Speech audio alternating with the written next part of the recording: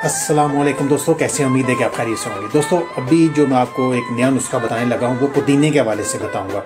आप लोग जानते हैं कि सब्ज़ी कोई भी है उसके बेशुमार जो हैं वो मफादात हैं, फ़ायदे हैं और मुफीद होती है।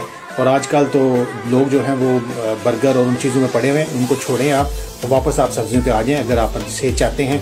अभी आप देख लें 40 साल की उम्र में भी हार्ट अटैक आ रहे हैं, 25 साल की उम्र में भी हार्ट अटैक आ रहे हैं, 20 साल की उम्र में भी हार्ट अटैक आ रहे हैं और बच्चों को भी हार्ट अटैक आ रहे हैं। इसकी वजह हमारा ये जो लाइफस्टाइल है ये है, ठीक है। इसको बदलें खुदा न खास्ता कि आप भी कभी इसमें मुब्तला हो सकते हैं। अच्छा दोस्तों, मैं आज बता रहा हूँ जिनको बदहज़मी, गैस का मसला रहता है, सर दर्द का मसला रहता है, आंतों की प्रॉब्लम्स रहती हैं, एलर्जी रहती है, मौसम जब तब्दील होता है उन्हें एलर्जी हो जाती है, वो पुदीने की चटनी खाएं आप, ठीक है। बना के पुदीना और उसमें थोड़ा सा आप नारदाना डाल लें और इसकी चटनी बनाकर आप जो है वो इस्तेमाल में लाया करें।